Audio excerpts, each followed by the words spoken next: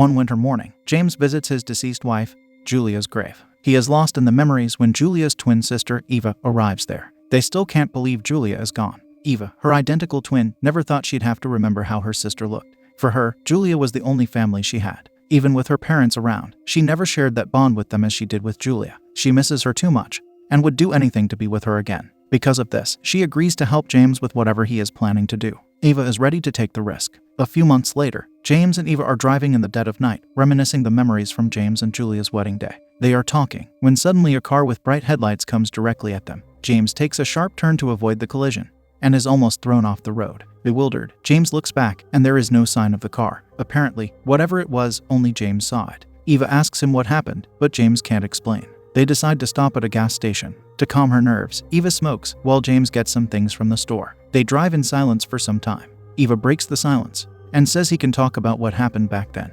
James doesn't want to talk about it. Eva knows it must be difficult for him to travel on the same road, in the same car, which met the accident a year ago, in which Julia lost her life. James tells her Julia didn't pass away in the car. She was thrown. Eva wants to know more, but James stops her from asking anything. James had once said he could always tell the sisters apart. Eva asks how he could do that. James replies that Eva always smelled of cigarettes, which makes them both laugh and it lightens the mood a little. They soon arrive at the spot of the accident. James gets down to get some bags from the trunk. Eva is having second thoughts. All of a sudden, their plan seems foolish to her. James tries to assure her what they're doing is right. To convince her, he tells her the day of the accident, Julia and he were going to get a book, because Julia had lost this book she borrowed from a friend. Even though it was not Julia's mistake, as her purse had been stolen, which had the book, she felt responsible. So she had tracked down the first edition copy and had it shipped to a store. That night, they were there to pick it up. And now Julia is no more, because some drunk man decided to get in his car. James then reveals what they had been planning since the day they met at the cemetery. They are going to bring Julia back.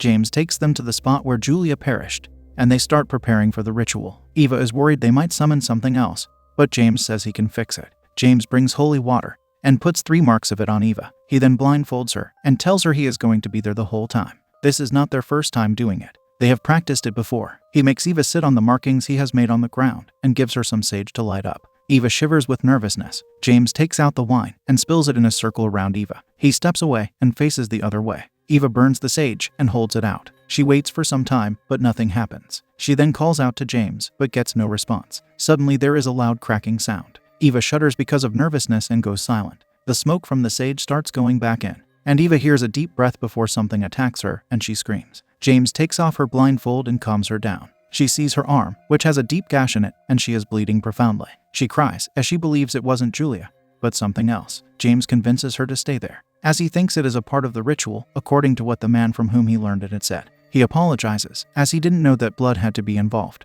With Eva's consent, he presses on her wound to get the blood flowing on the ground. Eva whines in pain. Once done, he takes Eva to the car to give her first aid. The atmosphere in the graveyard turns eerie. After James is done bandaging her wound, Eva asks him why he didn't respond when she called out to him. James says that he didn't hear her call his name. In fact, it felt as if she had disappeared, and he only looked when she started screaming. They think the ritual worked. Eva gets back in the car, while James stays to keep the things back in the truck. Among those things is a knife, which he cleans vigorously. He then wraps it in a cloth and puts it inside his pocket. It was James who injured Eva, and pretended like he didn't know what happened. He gets back in the car, and Eva thanks him for doing it, regardless of what happens next, because when she lost Julia, she wanted her to come back. She cried so hard, thinking that if she cried hard enough, her sister might return. And now that James has figured out how to actually do it, she is thankful to him. James doesn't make eye contact. He wishes he could keep Eva out of this. Eva starts narrating an incident from their early days, when she feels something. She says it is her sister, and tries to get out of the car, but James locks the doors and the windows. He asks her to keep sitting in the car. Eva starts panicking.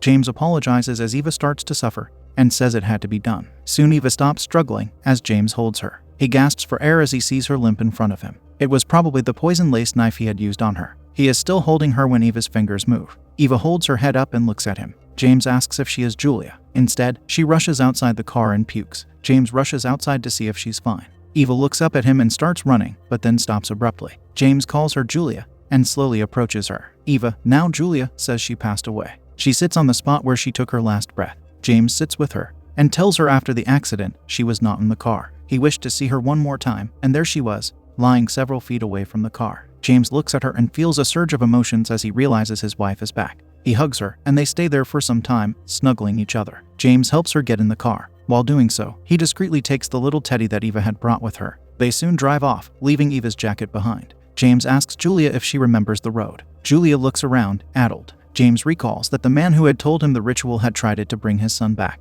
His son, too, took some time to get his memory back. Julia looks at her hands and realizes they are not her hands. The realization created consternation in her that something had happened to Eva. James stops the car in a frenzy and tries to calm her down. He says Eva wanted this and gives her the stuffed little moose to calm her down. Julia cries uncontrollably at the loss of her sister. James takes her home and cleans her up. He adjusts her hair, as he remembers Julia did when she was alive. He is happy to have her back after a whole year of living in misery. Julia looks at her bandaged wound and says someone hurt Eva. James says it was an accident.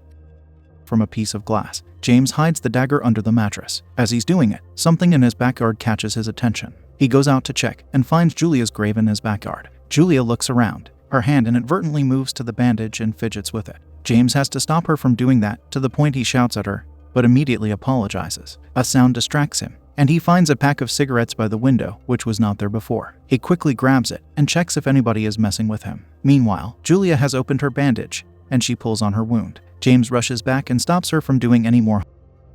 He asks her why she did that while dressing her wound. She tells him that she feels like the skin is holding her together, and so she wanted to see inside if she is real or just dreaming. James helps her change. He can't bring himself to get close to Julia, because even though it is Julia, the body is still Eva's. He tucks her into the bed and goes to sleep on the couch. As he enters the living room, he smells smoke and finds a burnt cigarette near the window. He pours himself a drink to calm his nerves, and then goes to sleep. Julia lies awake in her bed. When she can't sleep for a long time, she goes to talk to James. He wakes up to her voice, and she shares that she doesn't know what to do. James feels different, and now with her sister gone, she doesn't know how to live when she knows she is not supposed to be alive. She wishes to go back and asserts that something is wrong with her. James tries to convince her that nothing is wrong. Julia asks him to close his eyes, and they share a kiss, but it gets interrupted by bright lights from the headlights of James' car shining on them. James goes out to investigate. Julia hears the chimes and goes into the bedroom. There she hears a dripping sound from underneath the bed. She bends down and finds the knife wrapped in the cloth as its source. The knife is bleeding. James rushes into the house, yelling for Julia. She confronts him about the knife, but he changes the topic and says she needs to come with him as something bad is happening. He asks her to close her eyes and come with him. The glass crashing startles them. James says there is something outside, but Julia yells at him for lying. She says since she has come back, she is not able to trust him. James confesses that Eva didn't know she was. He had told her that she was going to see her sister again. Julia cries as she mourns her sister's passing away. James steps closer to her, but she points the knife at him and asks him to stay away. James drops to the ground. Two scenes go side by side. One is where James is searching his car, and the other is where he drops on the ground crying, and Julia asks him if he can bring Eva back. While searching, he turns off the ignition of his car, shutting all the lights off. Out of nowhere, a hand grabs him, and a creature with Eva's voice asks him what he did. The creature has no features, just flesh. James freaks out, seeing such a formidable manifestation of Eva speaking the last words she said. James says all he wanted was to have Julia back. He asks for the knife, and together James and Julia walk towards the grave that has mysteriously made its way to James' backyard. He turns to Julia, but she disappears. James starts digging in the grave. The night is quiet, and the only sound that can be heard is the occasional clanking sound of a shovel hitting the ground, and James panting, and he lifts the earth to uncover a. He pulls it out with much effort. In the distance, he sees her standing, but now she is just a blob of flesh with her features decomposed. He can't take it anymore, and just wants to see his wife as she used to be, when she was alive. He unwraps the body's face, and immediately regurgitates, seeing the decomposed flesh. But he has to finish what he started, so he takes the knife and takes out her heart, crying and moaning as he does it. The next morning he visits the site of the accident, and buries the heart there. He whimpers as he does it. Exhausted by the entire ordeal, he comes back to see Julia sitting beside her, smoking and staring at it. James buries the body as Julia watches from a distance. When he is too tired to continue, Julia takes it from there, and helps him cover any signs of digging. They both stare at the tombstone, just like they did a few months ago, but this time he stands with Julia in Eva's body.